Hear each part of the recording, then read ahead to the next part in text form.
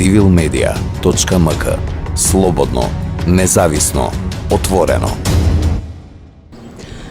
Каква е состојбата со дезинформациите и пропагандата во нашата земја и како тие може да влијаат на безбедноста и стабилноста на нашата држава?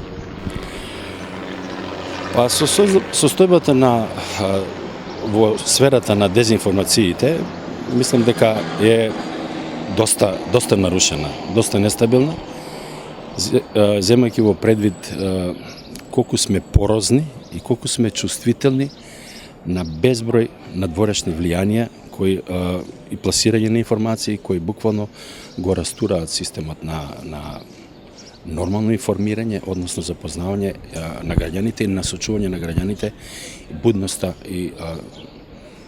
и стабилноста на општеството. Дефинитивно. Дали она што се случува, да речеме, на европско тло, руската агресија врз Украина влијае и на наши услови овде со преку дезинформација и пропаганда? Како тоа може да се рефлектира тука? Па секако дека има влијание директно, повеќе директно одошто индиректно, затоа што знаете дека постои буквално ембарго и забрана како извор на информации од страна на руските медиуми, да така кажам.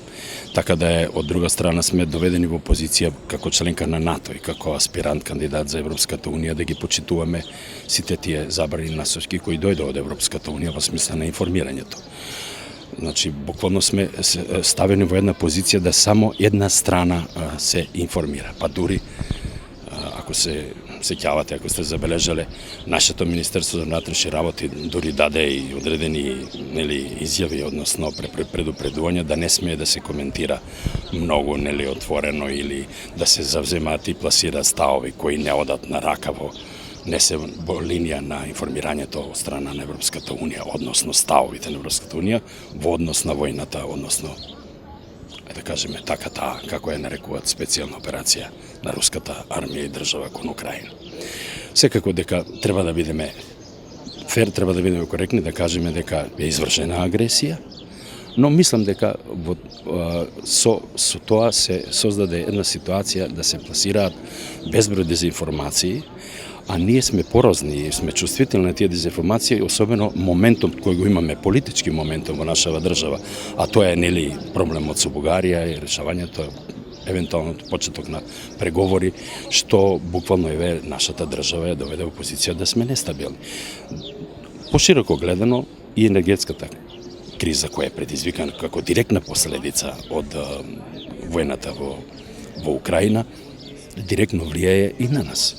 Дефинитивно. Директно влијае и на реалното информирање на граѓаните за состојбите. Значи се пласира, например, од нашите официјални медиуми се пласира она што народот сака да го слушне.